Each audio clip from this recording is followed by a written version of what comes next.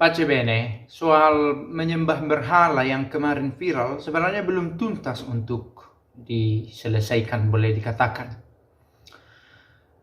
Islam dan Protestan sama-sama menolak patung yang ada di dalam gereja Katolik.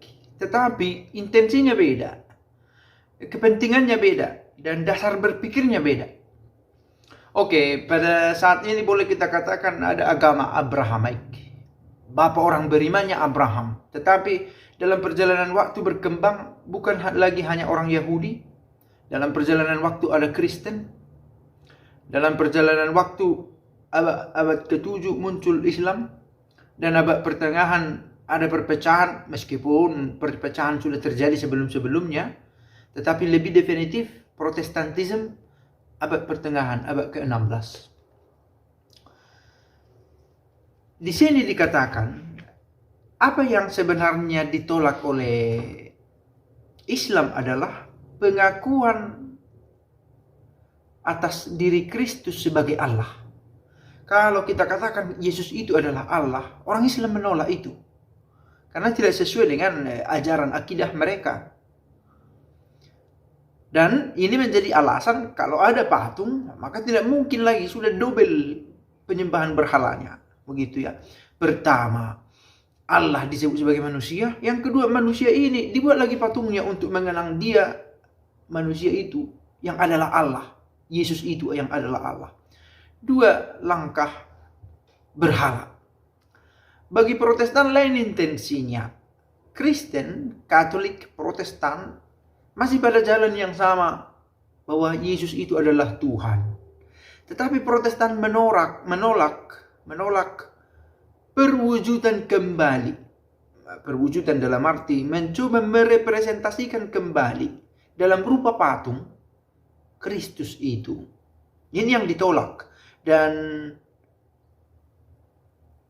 naik ke permukaan berita ini ketika ada berita soal tuduhan penyembahan berhala dibuat oleh artis yang suaranya jauh lebih sangar, jauh lebih bergema daripada orang-orang yang ahli di bidang itu.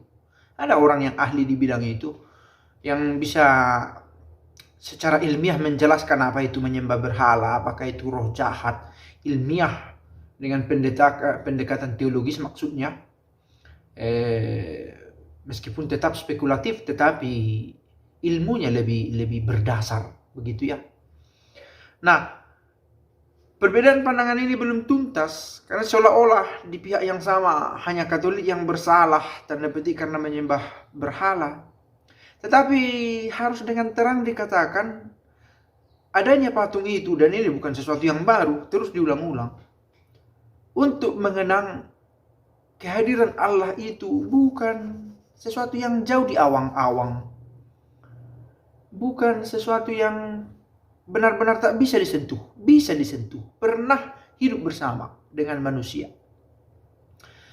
Tetapi ide ini memang tidak gampang diterima. Sama seperti konsekuensinya yang kemudian juga ditolak oleh Protestan tentang Maria sebagai bunda Allah. Kemudian oleh Protestan, tetapi abad-abad kelima sudah dipertentangkan gelar Theotokos dengan Christotokos. Apakah Maria itu yang melahirkan Allah atau yang melahirkan Kristus? Yang gereja yakini melahirkan Allah yang ada dalam diri Kristus, yang kita temukan dalam diri Kristus. Jadi keallahan Kristus itu bukan tempelan.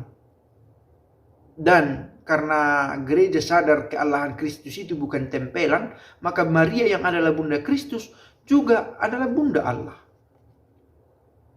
Karena Kristus dalam dirinya adalah Allah yang tidak bisa dipisahkan. Oh, kalau begitu mulai sekarang keallahannya tidak ada, setelah ini keallahannya ada. Tidak pada level itu. Nah, ini perdebatan lain lagi. Tetapi mengapa sampai ke sana soal perbedaan pandangan teologi, ilmu tentang Allah itu dan tentang Tuhan. Menarik buku ini. Muslim bertanya, Kristen menjawab. Satu buku oleh Christian W. Troll, diterjemahkan oleh Marcus Solo Kebuta, seorang imam SVD yang bekerja di sini. Bagi Muslim tetap ada Kristus, Yesus boleh dikatakan, bukan dalam arti Kristus, tetapi Yesus. Tetapi dengan sudut pandang berbeda. Untuk orang awam, ini satu hal yang susah diterima. Sudah berkali-kali dikatakan. Tentang sosok yang sama, tetapi menceritakannya dengan cara yang berbeda. Point of view yang berbeda. Makanya ada keributan ini. Penting. Akhirnya, kalau ada yang bertanya, apakah perlu kita pelajari? Untuk langkah yang lebih maju, perlu. Karena ternyata para pastor juga mempelajari Islamologi dan sejarah Islam dan filsafat Islam. Untuk apa? Pertama-tama kita mau melihat kalau ternyata itu dipelajari, ternyata perlu. Itu artinya perlu untuk mengenal yang lain. Tapi mengandaikan kita sudah punya cukup bekal untuk mempelajari itu, supaya tetap teguh dalam iman, seraya memahami perbedaan lebih dekat. Lebih mengetahui dengan baik. Karena kalau kita tidak tahu, kita akan jatuh melulu pada kesalahan yang sama. Mengejek-ngejek, membuli-buli, dan isi ejekannya itu terus. Yesusmu begini, Yesusmu begitu. Allahmu begini, Allahmu begitu. Atau in contrario, sebaliknya. Mengapa? Tuduhan itu tuduhan-tuduhan yang sama. Umpatan-umpatan yang sama. Karena jatuh pada kesalahan yang sama, yang tidak disadari itu sebagai sebuah kesalahan. Karena tidak dipelajari. Nah, hanya keledai yang jatuh ke lubang yang sama katanya. Dan keledai tidak mengevaluasi perjalanannya. Tidak membuat sintesis dari apa yang dialami. Oke, kalau saya melangkah begini akan jatuh. Kalau begini ciri-ciri tanahnya, ciri-ciri bentuk jalannya, saya akan jatuh. Nah, kita juga perlu menganalisis yang ada di seberang sana. Bukan untuk kepentingan yang di sana, tetapi untuk membuat kita yakin, mantap dengan apa yang sedang kita jalani. Di sini dikatakan Yesus itu sebagai manusia benar yang menderita pengejaran. Kamil Husain sebagai nabi kasih. Abbas Mahmud Akkad. Bahasa Arab salah satu cabang dari bahasa Semit. Butuh waktu untuk belajar dan banyak yang paham soal itu. Tetapi pertama-tama bukan soal bahasa itu sendiri, tetapi bagaimana memahami teks dan konteks ini bersamaan. Saya pikir ini pun pelan-pelan harus disadari. Untuk menyadari ini tidak gampang tetapi penting.